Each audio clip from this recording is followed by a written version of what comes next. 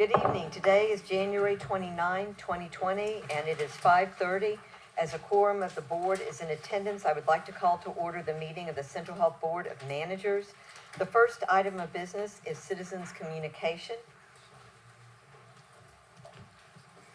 Good evening, everyone. My name is Janet Allen. I'm a program manager for communications and community engagement. We have 3 speakers signed up this evening for citizens communication, and they are all aware of Central Health's procedures and guidelines. Our first speaker is Ms. Barbara Scott with the Colony Park Neighborhood Association.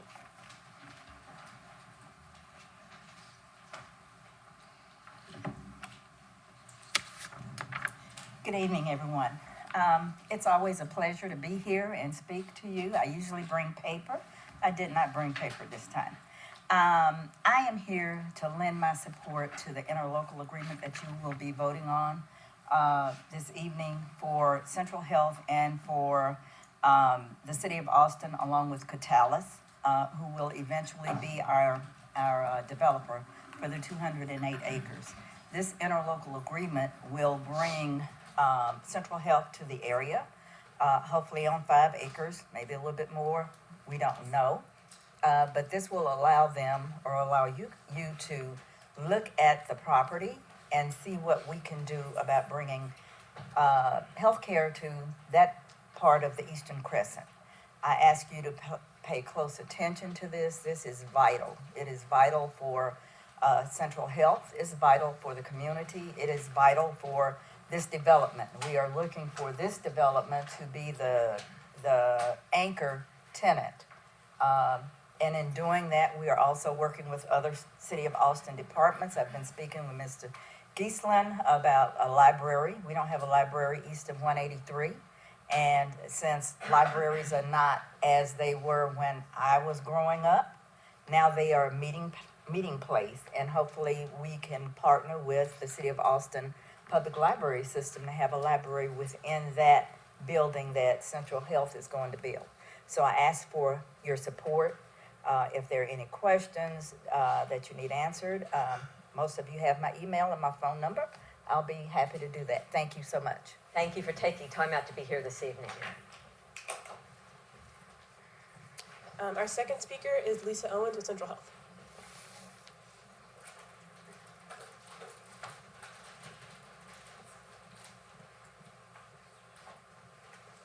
Good evening, Lisa Owens, Deputy Chief Financial Officer at Central Health. I wanted to take an opportunity this evening to recognize our controller, Karen Mellon, and of course her entire team on the successful completion of our annual financial audit, as well as just general stellar financial reporting throughout these past years.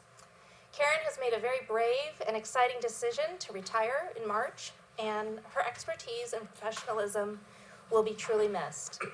In her short time at Central Health, she has accomplished a great deal, but I would say the most important legacy is that she is leaving a strong finance team that will continue her great work for the organization. So I cannot thank her enough for her commitment to our mission, to our patients and their families, and I wish her all the best in her next adventure. Thank you, Karen. Well, thank you. Stand up. Thank you.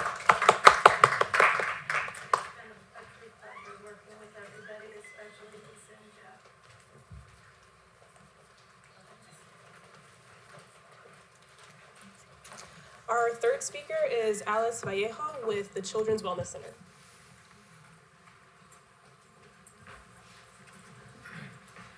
Good evening. Please let me know when it's 3 minutes because I can keep on talking.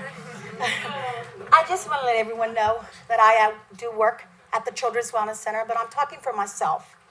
I live in Del Valle area. I live in the community. I go out with the community. I help the community. And there is a lot of help. We need help out there. I have going to do surveys with these families. And one question on that survey says, what are you most proud of your community? The word was nothing. There is nothing out there but a children's wellness center. Everybody asks for an adult clinic. So I'm asking every one of you on the board, please help us build this. Work with the fire department. work with the Children's Wellness Center. We cannot do this without y'all. So we're asking y'all to help us. I brought a couple of friends. You don't know what we feel, because I live in that area. They're low income just like I am. I've been there. And believe me, it is hard out there. Dr. Samora, I've talked to him. Many times he tells me, matter of fact, he's my doctor. And I tell him the needs, and he always tells me, thank you, Alice, for all the hard work and your clinic, the hard work you do in Del Valley. I said, I need your help, Dr. Samora. And he said, we would help you, Alice. It just takes time. Well, believe me, guys, I'm trusting y'all to work with the fire department and the Children's Wellness Center. We need your help. Thank you. Thank you for being here.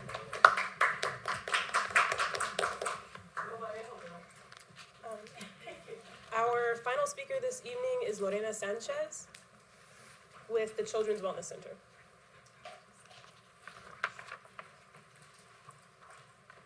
Hi, everybody. I'm come here to speak for the Children's Wellness Center. We know I work with some people over here. I recognize some faces, and we are going to build finally a clinic close where I live. But before I get to the clinic, the community care clinic, I use always the Wellness Children's Center. And it's really, really helpful for a long time. We work by ourselves. Nobody pays us to go in the community and bring people and teach them how to cook, how to get the kids healthy. So we do a lot of work because it's our passion. We want our community be good. So I see some results close where I live, but I want to see something more for Del Valley. Thank you. Thank you for your time. This concludes citizens communication. Thank you. I want to thank everyone for being here tonight for our citizens communication. We appreciate your time and attention. Managers, I'm going to move to the consent agenda. Do we have a motion? I move that the board approve consent agenda items C1 through C5. Second. Okay. No. There's a motion by Manager Oliver, a second by Manager Valadez. All in favor? Aye. Opposed, same sign. Any abstaining? All right, thank you.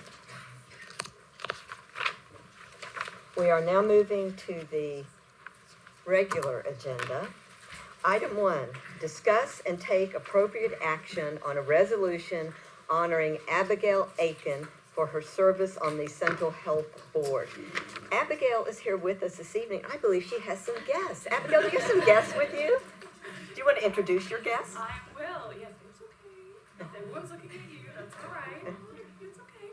This is my husband, James, has come with me tonight, and this is our baby Davidson, who will be 6 months old on Friday. Well, thank you. Thank you so much for being here and for bringing your guests and for their support of you. So we have a resolution expressing appreciation to Abigail R.A. Aiken, M.D., M.P.H., Ph.D., for her service on the Board of Managers of Central Health.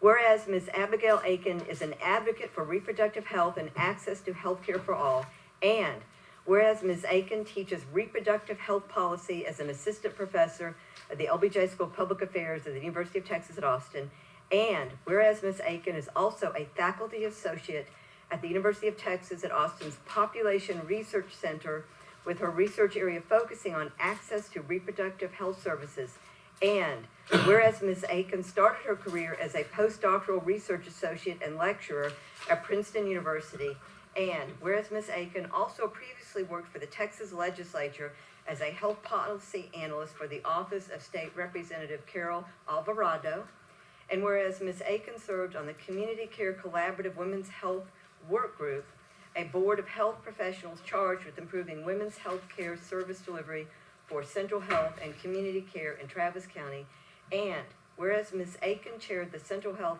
Ad Hoc Women's Health Committee and prioritized access to long-acting reversible contraception and reduce barriers to all forms of contraception for women enrolled in MAP and MAP Basic, and whereas Ms. Aiken helped define Central Health's vision to transform the delivery of health care to Travis County residents and served as the secretary for the Central Health Board in 2018 and 2019.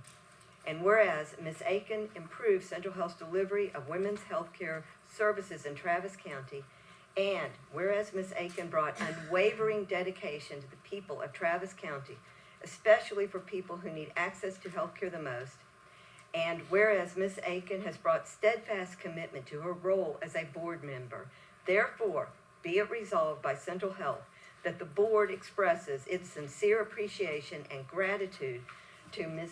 Aiken for her dedicated service to Central Health as a member of the Board of Managers, and be it further resolved that the Secretary of the Board prepare a copy of this resolution for presentation to Ms. Aiken. Could you step forward, please?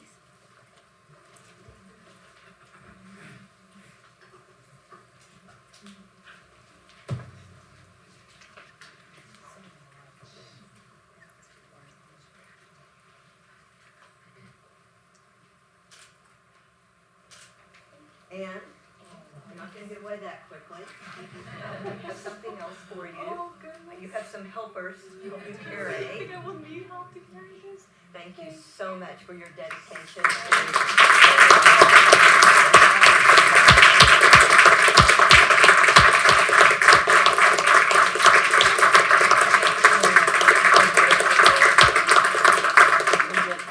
Maybe another photo with Yeah, maybe just one more. with Abigail and I guess, oh, do we want it? Alright.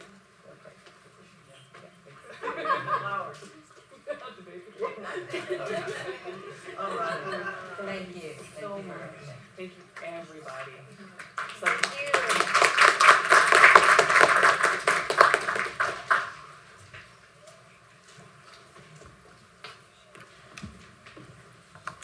Okay, do we have a motion regarding this item? So moved. Somebody has to read it. Oh, no, sorry. I move that the board adopt the resolution read by Chairperson Greenberg honoring Dr. Aiken's service on the Central Health Board. Is there a second? Where was the second? Okay, so we have a motion by Manager Bell. We have a second by Manager Musaitis.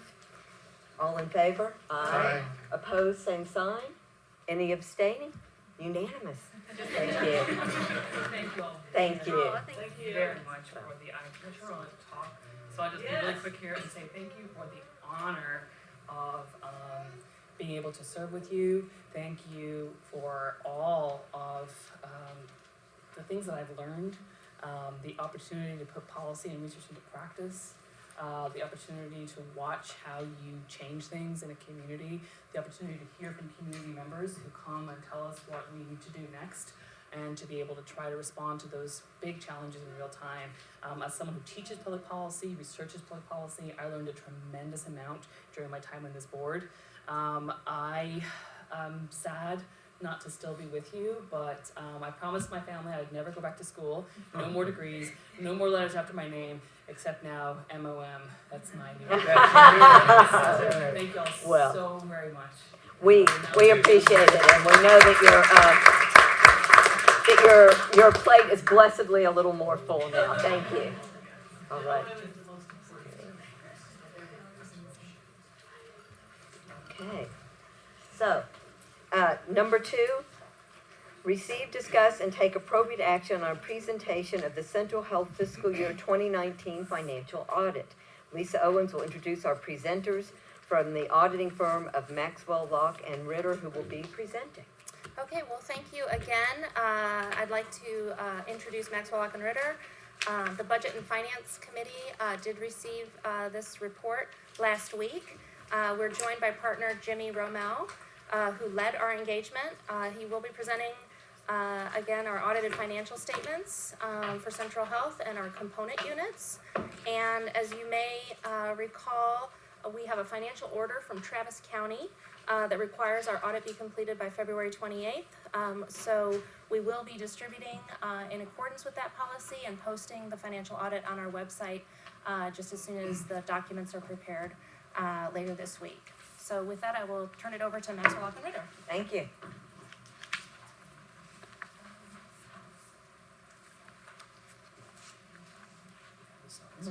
Please have a seat.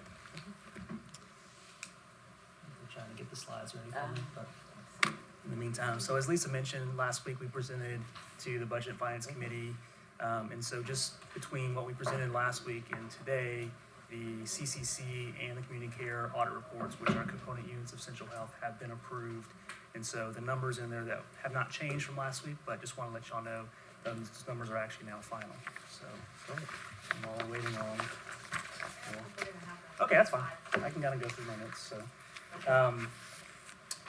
So as just a reminder of what we covered last week, we are issuing an unmodified or clean opinion, which is the highest level of assurance we can provide as your external auditor. We do perform our audit under government auditing standards, and we noted no material weaknesses in your internal controls and also no reportable instances of non-compliance under governmental auditing standards. As far as the overall financial information for the fiscal year ending September 30th, 2019, the main changes is you had an increase in your assets primarily due to some initial funding that was done to Sendero during fiscal year 19, and also the LPPF program was new during fiscal year 19, so there's now investments included in your financial statements which are restricted for that program, but that increase your overall asset value compared to fiscal year 18. And then on the liability side, the primary increase in liabilities from last year is, once again, it's an offsetting liability to the assets you have related to the LPPF program. But overall, your net position increased by about $29 million between fiscal year 19 and fiscal year 18. On the revenue and expenditure side, revenues had an increase primarily due to additional lease revenue received during the year. On the expenditure side, the main increase was related to the CCC payment, was about $12 million, roughly higher than it was in fiscal year 18. But as I mentioned before, overall, your net position still increased by about $29 million. And then also there was a one-time loss on disposal. You disposed of a building during fiscal year 19. So obviously the asset comes off the books, no proceeds are received, so the remaining book value is recorded as a loss, and that was about $3 million. So that's kind of a one-time thing. You know, it's not something you necessarily would have every year. And then additionally, we do review the compliance with the Public Funds Investment Act, and there were no issues related to that during fiscal year 19. Your assets were properly collateralized under FDIC insurance or collateral held by the bank. And then at the end of fiscal year 19, you had about $8.4 million of outstanding debt, of which about $1.1 million of principal is going to be due in fiscal year 20. And then additionally, besides our audit report, we're required to communicate via a letter that just kind of discusses our responsibilities as your external auditor. There were no new accounting or auditing standards that were implemented during the year. We had no difficulties in performing the audit. We definitely want to thank all the staff here for their assistance during the audit. They definitely have to spend a lot of time with us over the last month or so, so we definitely want to let them know that we appreciate all their efforts. And we actually had no audit adjustments as part of our audit this year, which once again is a very good indicator of the team that you have here at Central Health. And then attached to that letter is a representation letter that we get that indicates that we were provided with everything that we needed to perform and complete our audit this year. And with that, I'll open up to any questions you may have of me. Any questions? Yes, Manager Jones. This is financial audit, Yes, sir. Right. operational. Correct. I think it's probably need to be mindful of that, so I just want to highlight it. Thank you for listening. Yes, sir. Yes, I think that's an important point to reiterate what Manager Jones just stated. This is the audit that is conducted every year by our outside auditors of our financial statements. It's part of our comprehensive annual financial report with the manager's discussion and analysis, but it is in no way an operational audit. It is the audit of our year-end financial statements. Yes, that's correct. Anyone else? Is there a motion? I move that the board accept the audit as recommended by the Budget and Finance Committee and as presented by Maxwell Locken-Ritter. Is there a second? Okay. We have a motion by Manager Valadez, and we have a second by Manager Oliver. All in favor, say aye. Aye. Opposed, same sign. Any abstaining?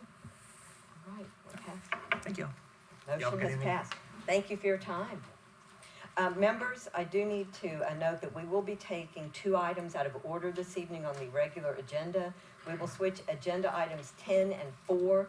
So number 10 will be right after number 3, which is the item we're taking up now, and number 4 will be last on our item before number 11 and adjournment. So number 3, discuss and take appropriate action on the Central Health Equity Policy Council's FY 2020 initiative. Megan Cermak will be presenting. Hi, good evening. I'm Megan Cermak, Manager of Community and Population Health. And tonight I want to provide an update with you regarding the Central Health Equity Policy Council and get approval for moving forward with next year's initiative. Before I begin, I just want to thank the Board of Managers for allowing us this platform to practice policy. We're going on our 5th year of Central Health Equity Policy Council being an initiative of our organization. And I think I have some really great work to report back to you that we have under our belt and lessons learned. Quickly, a reminder, our 2016 initiative, our first initiative was regulating electronic cigarettes. We were able to successfully pass a citywide ordinance regulating electronic cigarettes. I wanted to report any health outcomes to you regarding this ordinance work, but unfortunately you can never really tie one intervention to a population-wide outcome. However, we have interviewed people in bar and service industry to get feedback on this initiative, and they have reported unanimously that they are grateful to not spend 8 hours shrouded in a cloud of secondhand vape, especially in light of the scary news that we are hearing about electronic cigarettes. In 2017, we worked on a recess initiative with low-income school districts. We were able to work with Maynard and Leander to adopt new recess policy, and also Pflugerville and Del Valle to revisit their old policies, strengthen the language, and also strengthen enforcement. We closed the books on this initiative in 2018. However, just last week, I heard from Round Rock ISD, and they wanted to circle back on this policy discussion. So, I hope to have another success to report to you shortly. However, I think that it's a lesson learned for us that you have to at least start the conversation, plant the seeds, and you never know when the policy conversation is going to circle back. And then last year, we worked on an initiative to adopt routine HIV screening policies in all of our FQHCs. And I'm happy to report that all of our FQHC partners are at least practicing routine HIV screening, and all but one have this in policy. So we're getting there. And there was also a pilot that was launched in October, I believe, at St. David's South Austin Medical Center. So one of the targeted emergency rooms where DSHS has noticed a hotspot in HIV vulnerable populations. This initiative specifically was called out by the Centers for Disease Control and Prevention, and it also served as a platform for our Fast Track Cities initiative. So that was taking us through 2018, 2019, so it's time to choose our 2020 initiative. I'd like to think of this as in the past year we kind of went through a makeover. We had a lot of feedback from our policy council members, from the board of managers, and from the executives here at Central Health. Previous to this year, we worked with 4 priority indicators, HIV, tobacco, obesity, and diabetes, shown to have great health disparities, but we've been encouraged to think beyond just those 4 indicators. We've introduced a new special emphasis on clinical policy because that's really where we have our strength and where we should be focusing our efforts. And we'd also heard kind of quit doing the heavy lift. In the past, we had to educate people, let's say, on what an electronic cigarette was, why it was dangerous, what the policy solutions were, and then advocate for the policies. And we heard from a lot of people is try and find synergy where there's already a policy recommendation. Specifically look to the boards and commissions and to our clinical partners. So that was kind of our makeover in looking into 2020. Very quickly, I'm not going to go through all of this, but the methodology that we used was first we had to assess what all the boards and commissions were within the city of Austin, who had published a report, and I think we dated back to 2015. Anybody who had published a report, we combed through for policy recommendations and any recommendations regarding access to care, health equity, or prevention and wellness. We also turned to our partners to see who would actually publish their policy priorities and use that same criteria to come through those. And looked for a couple community reports too, additional community reports beyond the boards and commission. And finally, we conducted some informational interviews to close the loopholes on any policy recommendations that had come out of the reports or important boards and commissions, specifically the quality of life commissions. If they hadn't produced anything, we still wanted to give them a chance to see if they had any policy recommendations. And the other focus we had was our clinical partners. We wanted to find out what their strategic focus was moving forward and if there was any policy initiatives that could support their work. All in all, I believe it was 45 reports that we reviewed and conducted 30 interviews. And this was about 1,600 volunteer hours of work. And I want to make sure that the folks on the Policy Council are recognized for that. Mm-hmm. Their names are put in the board, the backup. Any policy that really looked promising, we ran through the following evaluation criteria. We had a weighted evaluation tool, and equity weighted was the heaviest weight. And we received a lot of legal assistance from the City of Austin, from the Southern Poverty Law Center, and from the Tobacco Control Legal Consortium, along with this other criteria. So the top 3 policies that we could potentially be working on in 2020, I just want you to know that we did not take this work lightly, and there's a lot of work that went into identifying these 3 policies.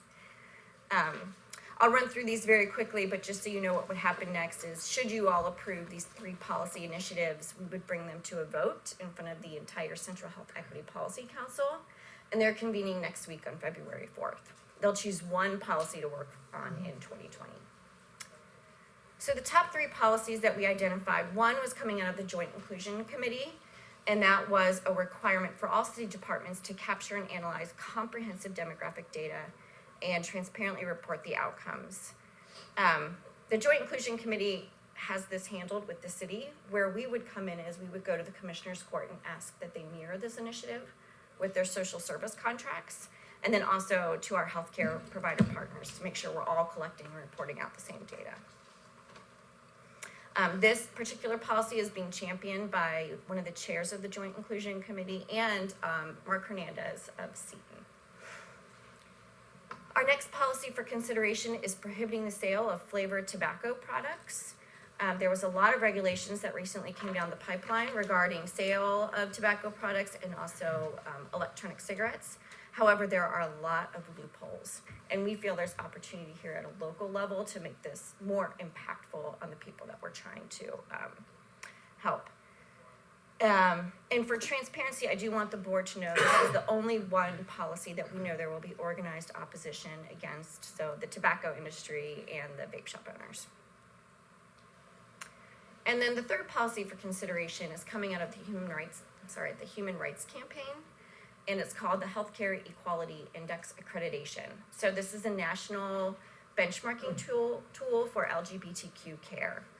APH has already sought this accreditation, and so has People's Community Clinic, so there's a little bit of momentum, and we'd like to gather our other FQHC partners to at least start laying the foundation for the accreditation. It's very comprehensive, but there's some really good work that can come out of that.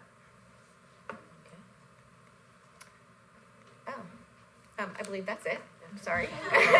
Well, we certainly want to thank you, and we want to thank all of the members of the Health Equity Policy Council for their dedication and for all of those volunteer hours.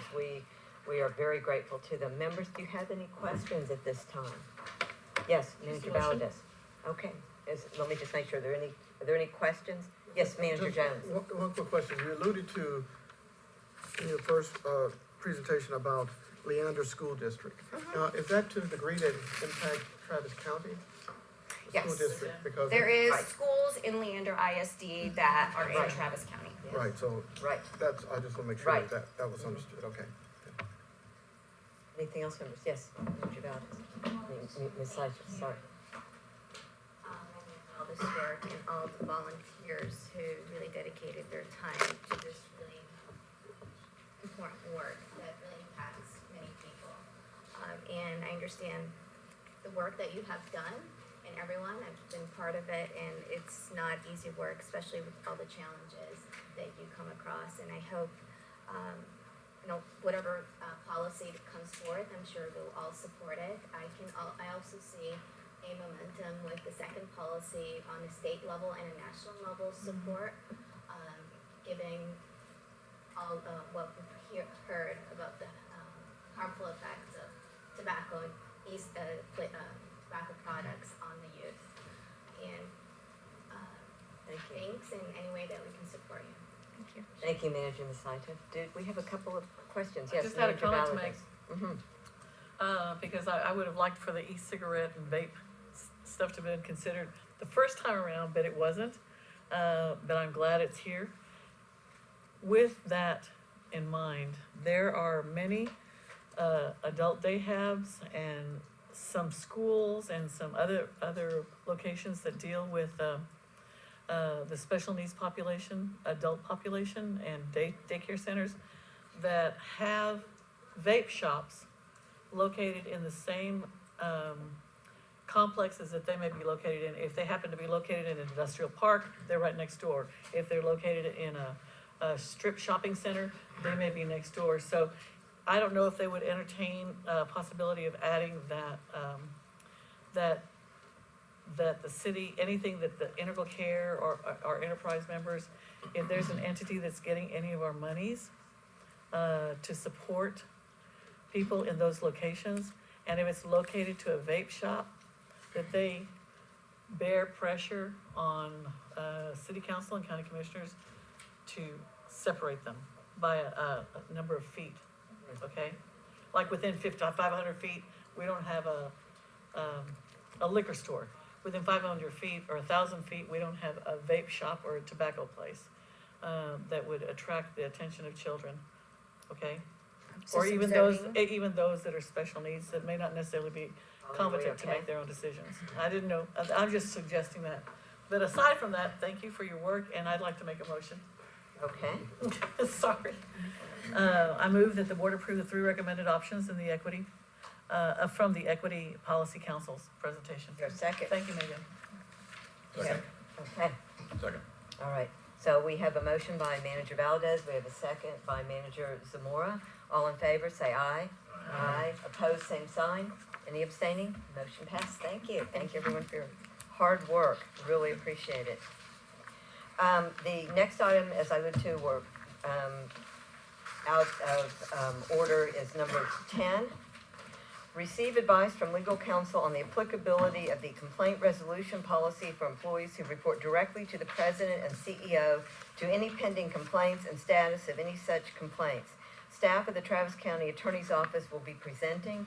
I announce that the board is convening in closed session to discuss agenda item 10 under section 551.071 of the Texas Government Code, consultation with attorney. In addition to our Travis County Council, Ms. Willers, Ms. Cavazos, and Ms. Crowley may attend the closed session.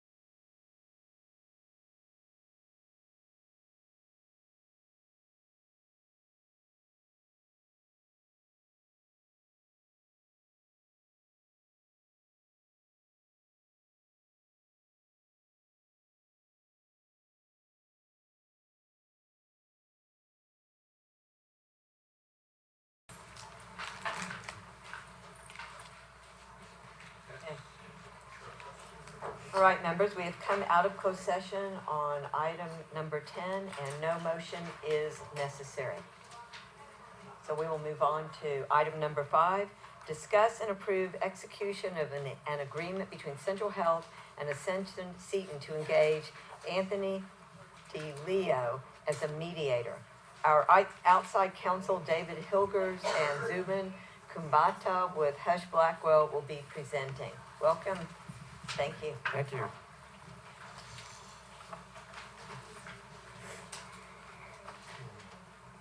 And before this, Monica Crowley Yes. from Central Health and Jeff Knodel from Central Health. And David and Zubin are here to answer any questions and, give you some more information about Mr. DiLeo and his credentials. And tonight, we are recommending that you take action to approve the agreement with Mr. DiLeo. Yes, I mean, I think all of you guys are probably familiar with most of this and also familiar with the mediation process. But it is always crucial to find a really good mediator because a really bad mediator can really mess things up. And so we did a diligent search. We culled it down to 5 different possibilities and then did phone interviews with all of them and chose Mr. DiLeo. Mr. DiLeo I've known Tony since 2002. He was very involved in the ABA health law section and was chair of a couple of its committees. And he, at that point, went into mediation and arbitration. And he's done over 450 arbitration mediations. And that's one good thing because he's had a lot of experience and he's got a lot of good reviews from those mediations. The other thing, though, is before he was a mediator, he was a healthcare lawyer. And so he has spent a lot of time mediating health law cases and health law issues. So we felt like that we needed someone with that kind of mediation, health mediation experience to deal with the issues that we were, because we got some pretty complex issues in this negotiation. Seton's been very helpful and resolute with their new counsel, Ed McCourse. They've been very helpful in getting this thing done in a timely way. But we had a discussion with Tony last night, and when everybody got to tell him that is our story and what was going on, and he was receptive to it, and we're going to talk tomorrow about getting a schedule for the meetings and trying to move forward in a really expeditious way. And that's really, we have a mediation agreement. We're paying him $385 an hour, but we're paying half of that. Seton's paying half of it with a cap of $100,000. And so we don't expect it to be more than that, and it shouldn't be. But that's the mediation agreement, and I think it's a reasonable compared to what the other people were charging. It's in the ballpark for sure.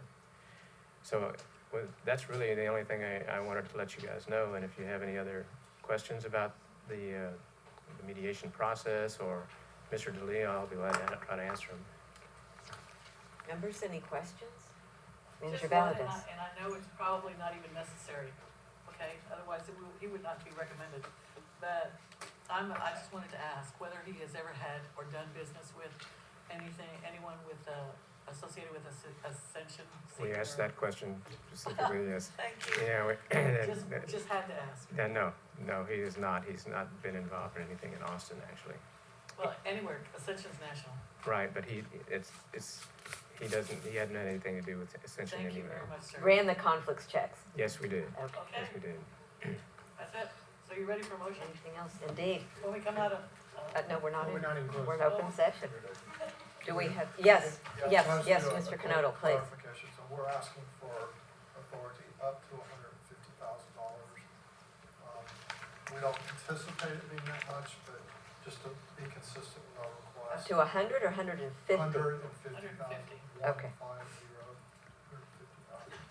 And again, it's a joint contract, so we're splitting costs with the. Right. Yes.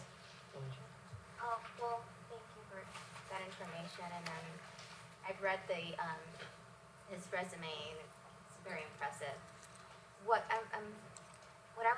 just think about this in terms of timeline. When should we hear back? I know, is there a timeline to expect when will this process take place? Well, we had the first meeting, which typically is in this kind of negotiation when it's complicated, and with the parties we had separate meetings. So he met with the Seton folks, and he met with us at separate times to kind of get the story. He went back to New Orleans, from where he's from, and we're gonna have a phone call tomorrow at 10:30. And we're gonna talk about the schedule, but we need to set meetings, set what deliverables. In other words, there are issues. We're gonna try to give him a list of issues, which we've got pretty much prepared. But we're gonna talk to him and see what he thinks is the best way to make it work. Whether he thinks we ought to have a joint meeting next, or whether he wants to go back to them with our concerns, and then come and we go back to him and tell him what we think about it, and he takes that to them. And so he acts as a messenger more than just an arbitrator or anything like that. So that it's an effort to try to come up with the best way to do this, but the most important thing is it has to be expeditious and quick and get these meetings moving so we can get this thing done. Well, that's great, I completely understand. I was hoping, would we have down the road an opportunity to meet with him? And if we had any individual questions, would that be part of the process? I will talk to him about that. I don't think typically it is. I'm just wondering Yeah. if that's what might influence the whole process. No. And I believe on both ends, everyone is well-intentioned and everyone was looking out for the best interests of the people. Yeah, and I guess, I think everybody knows this, but he is not a judge. Right. You know, he doesn't tell us what to do. We have to agree to anything. So it's not like he's gonna issue an order. This is not binding arbitration, No. this is mediation. So, but I will check with him, and I think I think he probably would be agreeable to having a session with the board members that want to talk to him. Well, I don't know that will be necessary, it's not typical. We don't Yeah. want to slow down the process. I'd like to go ahead and make a motion, unless there's other Any other questions? comments. Move that the board authorize the Central Health President to enter into an engagement agreement with Mr. Anthony DiLeo for mediation services. We have a motion by Manager Valadez, we have a second by Manager Oliver. All in favor say aye. Aye. Opposed, same sign. Any abstaining? Motion passes. Thank you for your time. Yeah, and I forgot to mention Zubin here.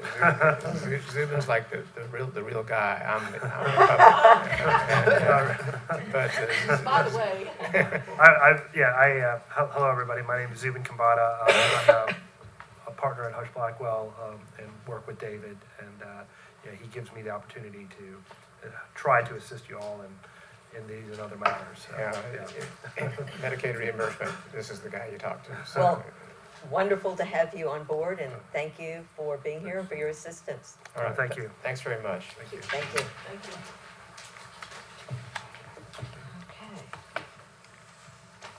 Okay. Item number 6 on our agenda, discuss and take appropriate action on healthcare service delivery expansion in eastern Travis County, including project timelines. John Morgan, yes, I see you now. John Morgan and Stephanie McDonald will be presenting.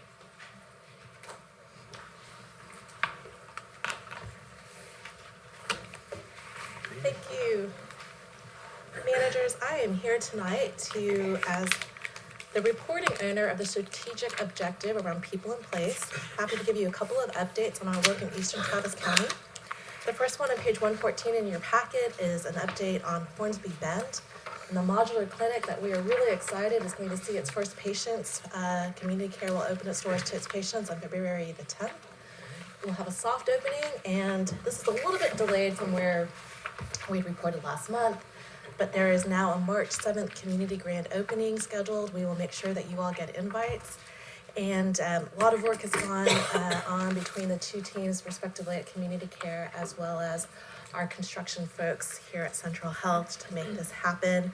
And our engagement folks are working with the community and the advisory committee out there to schedule an event that will open the doors to the community.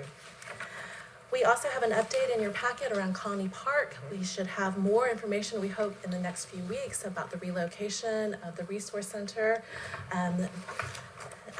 President CEO has been actively meeting with AISD, including the superintendent. We've been working internally as well. There's an extensive update from the communications and community engagement folks on their efforts. We hope to hire a program manager to serve in the Northeast area and to build the health and wellness program in the community. The job is open, so if you know anybody who would be a good candidate, it's open.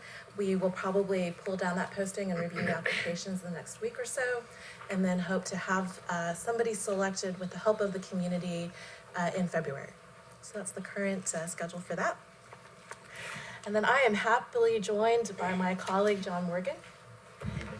And we would like to ask that the board give us some direction to enter into negotiation with the UT School of Nursing as well as Travis County Fire and Rescue for a service expansion in the southeast Travis County area.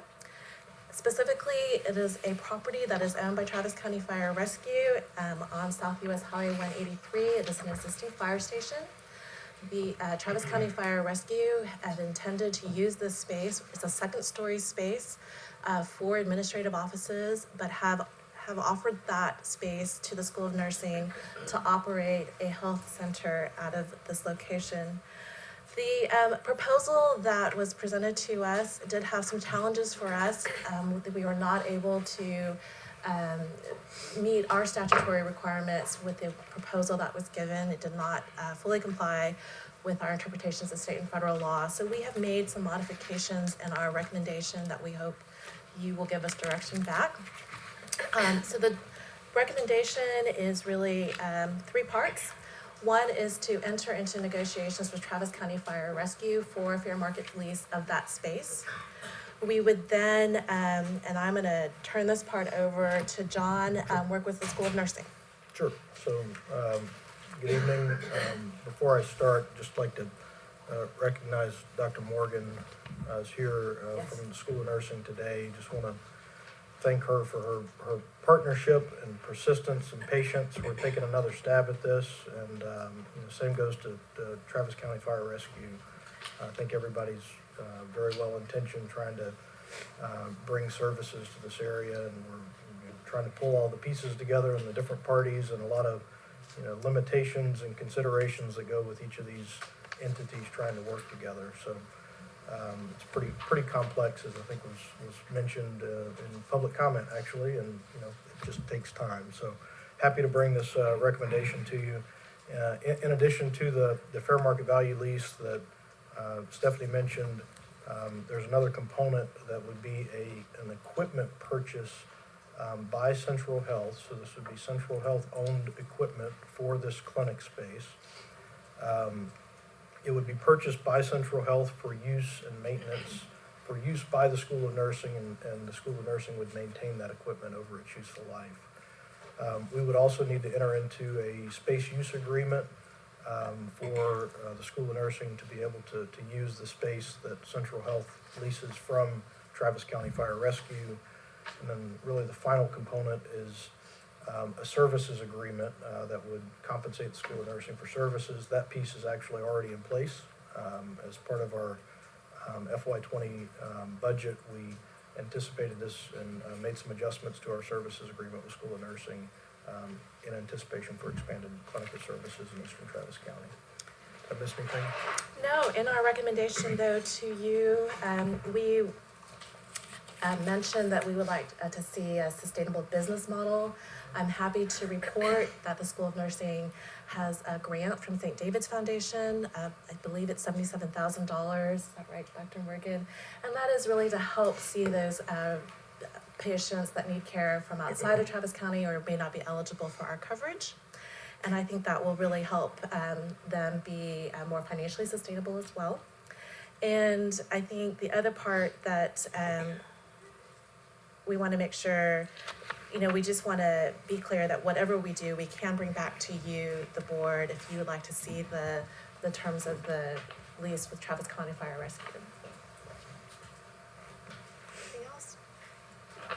happy to answer any Oh, questions. and we would ensure that map numbers were seen, right, John Morgan? Absolutely. So, part of what Dr. Morgan's brought to the table is some creativity for us and really trying to reduce risk for the healthcare district in terms of our commitment to the space and making sure that, there's a clinic there and that it stays open, that it serves MAP patients, and that, we have some protections in place in the course of this lease negotiation that if, there aren't sufficient services to MAP patients or the clinic ceases to operate over a certain period of time, that Central Health would have some protections in those instances. Still details to be worked out, but we're looking for direction from the board tonight to kind of reopen these discussions and have those negotiations with Travis County Fire Rescue and the school nurse. No questions, just I'd like to make the motion because I want to show Commissioner Gomez, Dr. Morgan, and my friend Alice Viejo that we are committed, I'm committed to this project. We're gonna get this done. So, I want to see if anybody has questions first. Yes, there's a very long motion I'll read it. I'll read it. And I But I believe was there gonna could let be a people ask couple questions. couple members abstaining. Yes, there are two members of our board who, pursuant to our conflict and duality of interest policy, should not be voting on this item today. I think you know who you are, Yes. but if you have questions, let me know. All right. Is there any question? I just have a comment. I just want to also echo what Dr. Zamora has said, and thank you for all your efforts and your resiliency. And we are definitely committed to provide services for those who need it, especially in your community. Thank you. We are deeply grateful. And now, without further ado, I move that the board directs Central Health President and CEO to enter into negotiations to separate agreements with Travis County Emergency Service District 11 and the University of Texas School of Nursing for a potential primary care site at the ESD 11 fire station at 8203 South US Highway 183. Both agreements must be in full compliance with federal and state law and must accomplish the following. 1, ESD 11 agreement for Central Health use the facility must be a fair market value, at least for the property, and 2, contingent on the presentation of a sustainable business model where clinic services primarily benefit MAP members, and the UT School of Nursing Agreement to provide healthcare services will authorize reimbursement up to $300,000 for furniture, fixtures, and equipment for the clinic and permit the use of the space by the UT School of Nursing at ESD 11 Fire Station. all right, so we have a motion by Manager Zamora. We have a second by Manager Valadez. Is there any further discussion? Okay.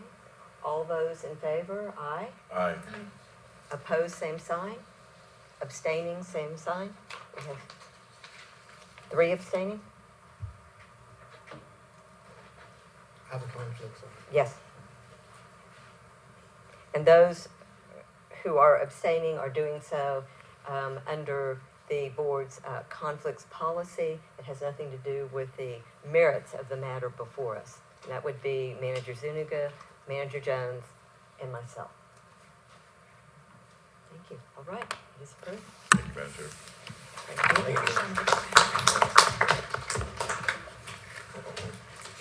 Okay.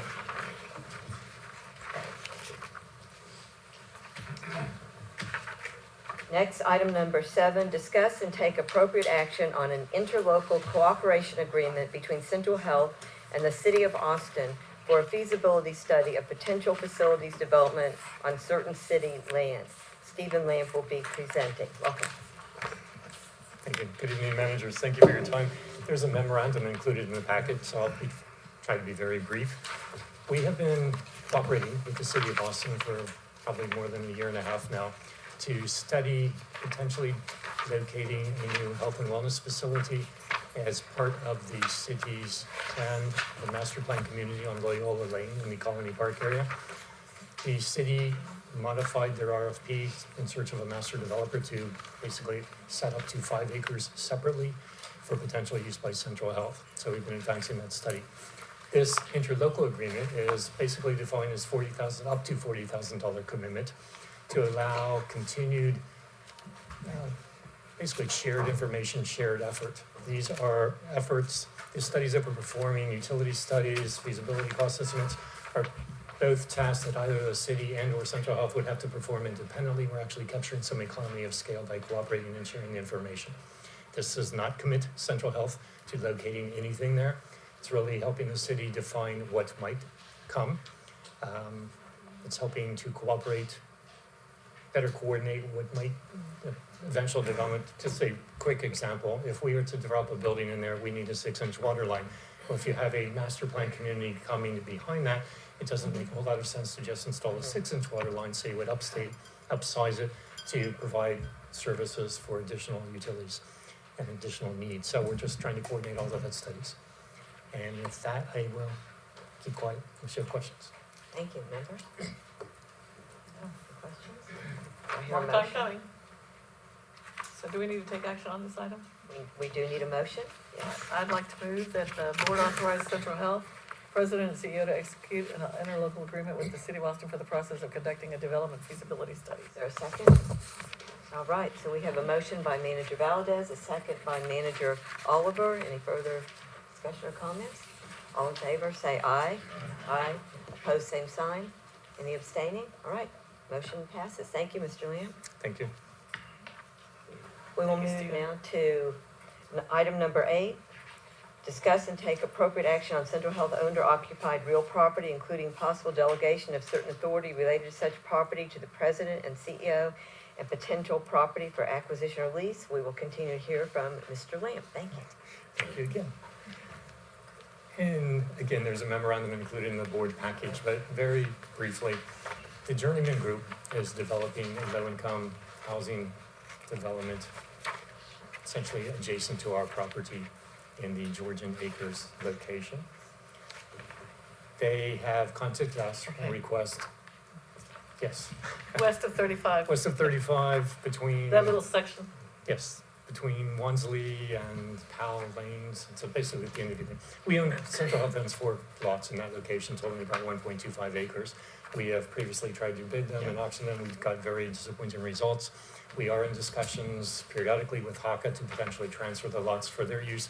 But basically, Journeyman has contacted us and said, we need construction laydown area. Would you essentially license or lease these lots to us on a temporary basis? So this is one of, right now, I wouldn't say they're a liability, but we probably spend $5,000 a year sort of maintaining them and cleaning them up. Yeah. This basically would turn over the management and the cleanliness and maintenance of these lots to the contractor. We do have an out should HACA or another entity approach us and say we'd like to purchase these properties. We have a 60-day window, so the contractor would have to clean up everything and vacate the lot, so it's not impeding our potential to do something different with the property. Okay. Members, any questions? Yes, Manager Valdez? No questions, but Motion? I move that the board approve the, delegate to Central Health President and CEO the authority to execute leases of Central Health properties to other entities with the value of such leases, when the value of such leases is less than $25,000. Motion, is there a second? Okay. We have a motion by Manager Valdez. We have a second by Manager Zamora. All in favor, say aye. Aye. Opposed, same sign. Any abstaining? Motion passes. Thank you. Thank you, Mr. Lamb. We will now move to item number 9, receive and discuss a report from the President and CEO on Central Health current activities, operations, and workforce, including A, the fiscal year 2020 strategic objectives and budget priorities, B, organizational process changes, C, routine personnel matters such as new hires, promotions, reclassifications, and D, workforce demographics. Mr. Giesland and Ms. Willers will be presenting. Madam Chair, before they do, I just want to alert you, I'm going to have to leave here at no later than 8, so I'm not, that's just for your information. Okay, thank you.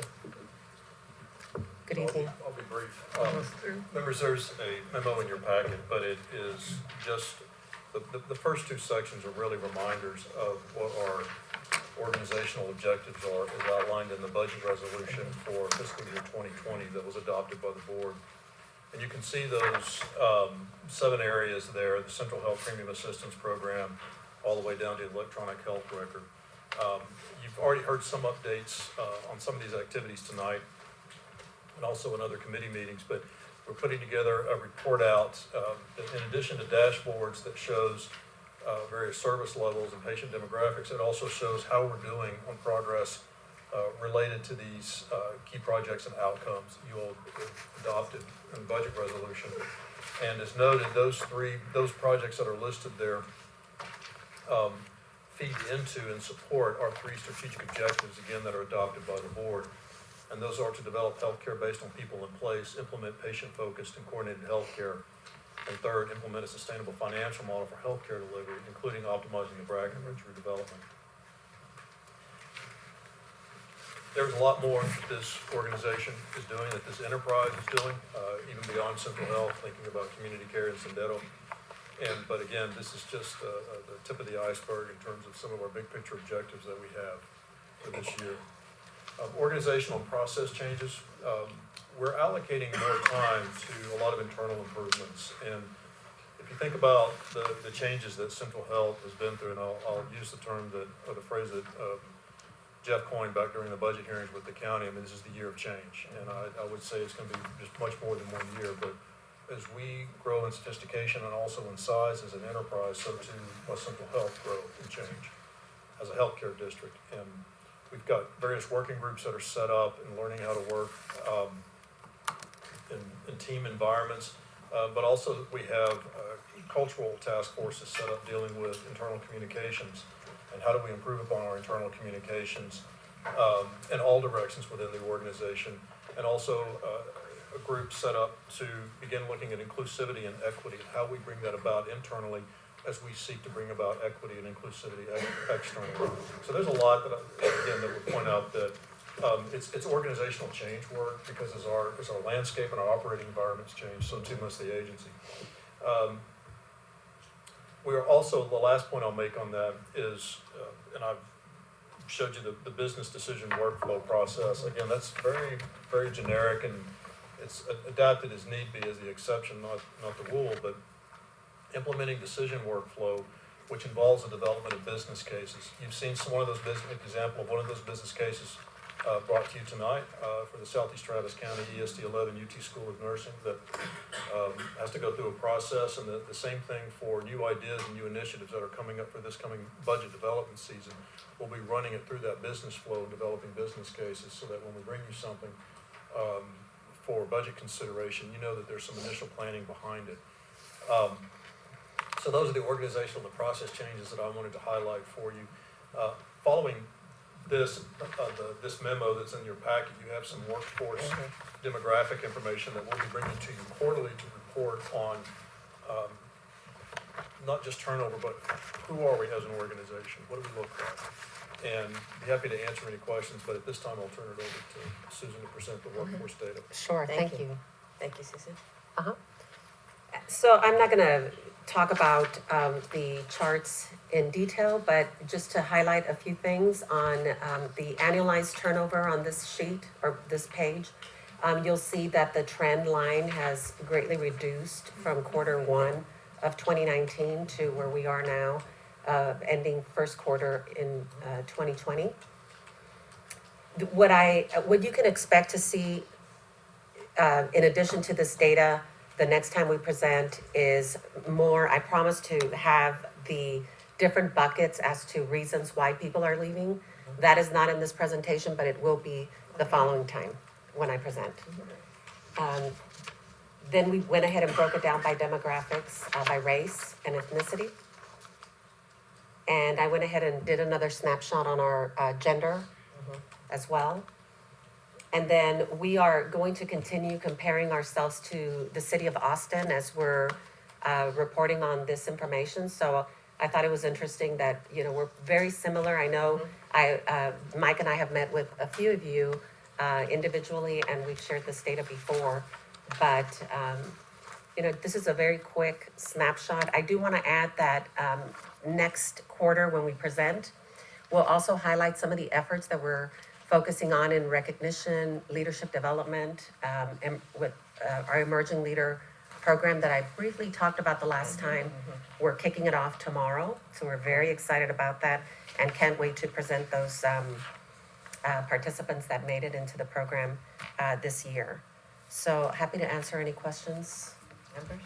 Manager Valdez? I and just Manager have, Jones. thank you. Thank you, Susan, and thank you, Mike, and your staff for putting all this stuff together, information together. Is there a reason that we're using City of Austin because it has all the infrastructure in place and not using Travis County also? I'm just curious because we're a Travis County Yeah, that's a good wide question. organization. The data was easily accessible through the City of Austin. We could definitely try to see what we can find through Travis County. And with respect to, this is Central Health and Enterprise or just Central Health? This is just Central alone? Health. Right. Central Health alone? Mhm. This is the employees that are currently on staff. That's or that have been, who are those that have left. Is there a way to tie this to population demographics that we serve?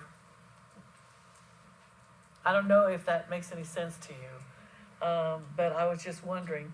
And the reason I say that is because a lot of times, I talk in terms of, we need to be representative of the population that we serve. And so we're seeing a snapshot of Central Health, but that's not, for me, that's just a Central Health snapshot. It's not a Central Health. Central Health is here and created specifically to provide services to the indigent, to our targeted population, as according to our mission and to our legislative direction. So with respect to that, I'm wondering whether or not there is a reasonable legitimacy or justification for looking at the population that we serve demographics as we look at this information so that we can somehow or another connect the dots. I don't know if that makes any sense to anyone. Mr. Gieslin's going to speak to that. Yes, ma'am. So we can certainly do that. We do have in fact, it's on our website right now in our dashboard section in the library. But we do have breakdowns of people served demographics, and so we'll have to figure out how to, put these side by side. That's a graphics problem. Don't worry about that. But we can show you something relative to the. But that's also a good visual for people in the community to understand. You see, this is Central Health, and we're standing by not only our mission, but we're also standing by what we believe is the best practice. Okay. Thank you. Thank you. Very helpful. Manager Jones, did you? Yeah, sort of a piggyback on to what Manager Valdez said, is that I thought we had asked that in addition to the overall demographics of the agency, that we were gonna look at mid-level, senior level, and I guess we'll say entry-level positions to see where we were reflective. I provided that to you I don't know if it was November or October, but I can certainly bring that back. Well, the current one is what I'm Sure. interested in, because Okay. I think this reflects sort of some downturn. So are you referring just with our total population, employees, or the ones that are exiting? To see No, what, those who are currently in the, well, I thought you had given us those who are exiting as well. I think Mr. Gieslin can respond to that. Yes. So I think this is just a snapshot of the quarterly workforce report. I think what you're referring to was some data that was presented as part of the salary discussion. it was the EEO report Right. that I presented. It's part of that, but It was that's part- gotta come back to budget and finance. We can certainly bring it back to the board, pending the chair's action. But the short answer to your question is yes, we can bring that to you, just. I was just saying, this sort of like Member Valdez gives us a snapshot. Right. It doesn't tell us, for those of us who are interested in policy and understand the operation of government, those who are really influencing decisions as well. And is that reflected, are we reflective of that in the administration of the agency? As well as reflective in the population that we serve as well. So that's what I was trying to get at. Breakdown of like executive managers. Yes. Yes. Non-managers. Line. Yes. Okay. Thank you. Very helpful. Anything else? I'm sorry, just to clarify, and you want that on a quarterly basis or maybe twice a year or? That's a good question. I would say twice a year would be fine, I think so, because I'm not gonna change much quarterly. Okay, Okay. so, all right. Okay, there is no motion necessary on this item. Any other discussion? Thank you. All right, thank you. Thanks. Thank you very much, Ms. Welsh. Next item is number 4. Receive and discuss an update on an agreement with Social Finance, Inc. and its subsidiary PAATH LLC for permanent supportive housing and wraparound services to be provided to homeless Travis County residents. Holly Gummert, Mike Giesland, and Sarah Cook will present this item. Welcome. So members, there is a memo in your packet, and we'll ask council to speak first, and then Sarah will tee up an issue for you that we need feedback on relatively to the pilot cohort, which was discussed at the last meeting. But take a moment. Just let me know if I'm not loud enough. But in your backup packet is an update on a discussion that we began last month related to the first cohort of potential participants in the Pay for Success project. Remember, there will be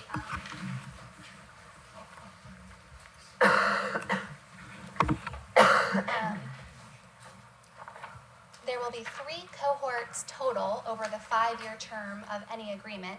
The first cohort would include those pilot program participants. Those are the 24 individuals who are currently receiving assertive care treatment. I think that's Assertive community treatment. Thank you, Sarah. Assertive community treatment as part of a pilot project in anticipation of this full-scale project. And I had come before you last month to describe negotiations over how to include those pilot program participants in the calculation of healthcare outcomes, because those participants have already been receiving several months of housing and ACT services. Social Finance has since come back, as described in your memo, with a new proposed method of calculation for outcomes, and this is the method that the social impact investors have asked we consider and go forward with. And with that, that's my presentation on the memo. Anything to add? Sure. Holly, Mike, and I spent some time today whiteboarding sort of what this means and what it means to be a pilot program participant before you're rolled into this larger cohort. And I wanted to provide a point of clarification that we received today. Even though the pilot program participants have received a number of months of services, as Holly described, they will still be rolled into that first cohort. And in, I guess, in a scientific sense, we'd say that the time equals 0 when they enter that program. So the 6, 12 months, whatever, that they have spent housed will not be counted towards the 5-year clock of measuring program outcomes. So that is to say, yeah, and that's the information that we received today, so that the impact investors will be providing a full 60 months of services and will be paying for a full 60 months of services to people, even though they may have received months of service beforehand, before they've rolled into that program cohort. So what this does answer for us, I understand, is a question that had been raised about whether or not the investors were getting a deal, if you will, by only having to assume 48 months worth of risk or service payments. In fact, all the investors will be paying for 60 months of services to all program participants, regardless of whether or not they've been in that pilot program. Yes, Mr. It's Giesland. also my understanding that we received this clarification just literally prior to, perhaps after this meeting. You have validated that with Social Finance. Yep. Okay.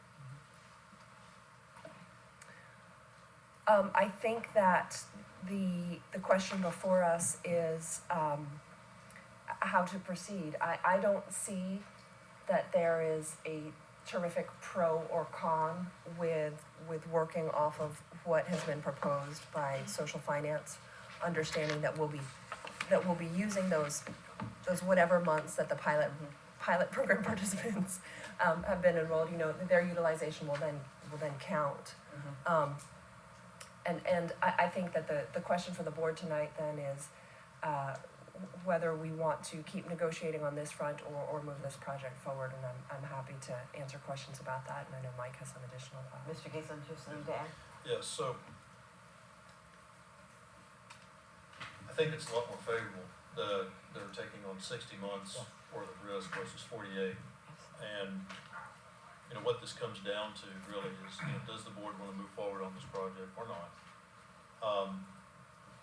I don't intend to sign because until they've satisfied the 5 agreements or the 5 terms that the board has agreed to, which is disclose the investors, et cetera.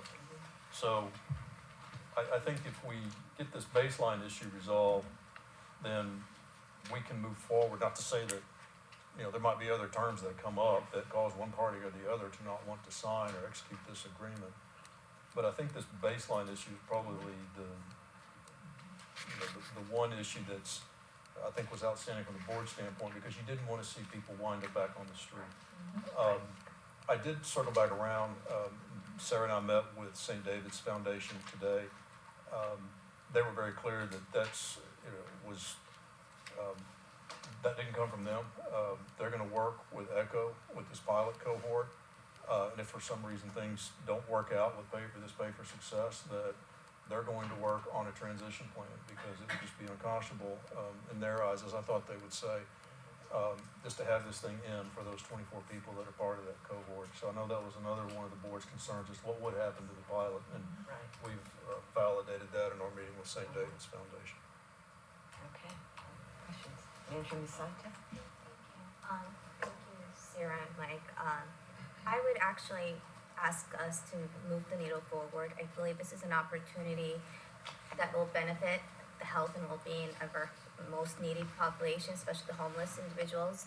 And also this will give us this will lay the landmark of information. We've never worked with all these parties together collaboratively, and we'll learn a lot. And in order for us to really build on research, we need pilot studies. And this pilot, what we're going to consider is some data for us to perhaps fund further more individuals into the similar programs. And the notion of health nowadays, people are really looking at different social services and incorporating into the healthcare delivery. And for us to keep on nitpicking on the little small details, I think it is for us to take the risk and to move the needle forward. And I believe all the parties, including St. David's and Episcopal Health and the city and county, are well-intentioned and giving the benefit of the doubt and for the well-being. And we may not come out with the best outcomes that we want, but giving the criteria and that we laid out, I ask that we move forward and not rescind this vote. Well, there is actually no motion necessary on this item, members, so is there any other further discussion? So Sarah, this might be a better question for you. So if they're paying for 60 months and 24 of this pilot cohort would get rolled into the subsequent program, presumably their outcomes would be better than the rest of, so arguably it could inflate the success we pay for. Arguably. I would agree. I'd probably frame it as it might reduce the risk that these people will have poor health outcomes. Right. And I think as you're alluding, that's a question for the board, if that's acceptable. Okay. Manager Bell? No, and then I still had, when we voted on this, when we actually took a vote on this, and we had the 5 criteria. That's correct. Who are the investors? Will they agree to cap their rate of return? And The others that were outlined, yes. We aren't going to move forward till those are resolved, correct?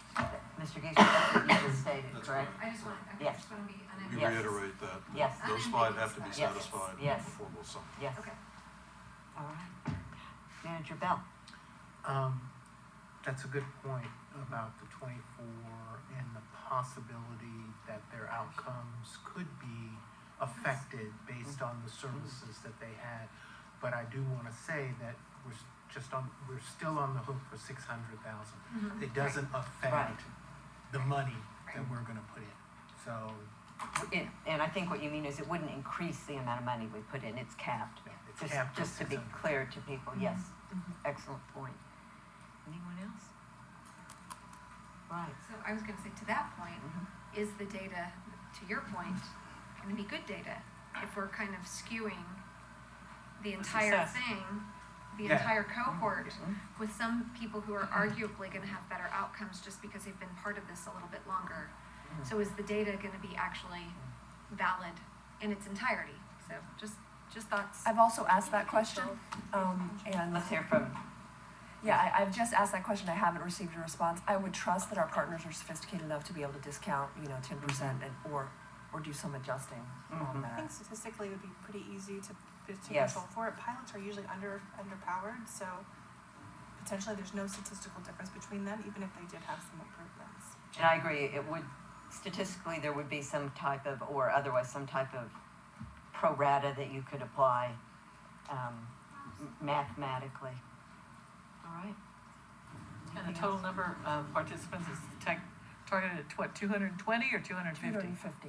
250? Because I've seen both Yes. numbers. Such a small percentage. Yeah, so it is a very Okay, small. 25 out of that. Yeah, so we'd say 250, 24 of whom Yes, will have, And in this pilot.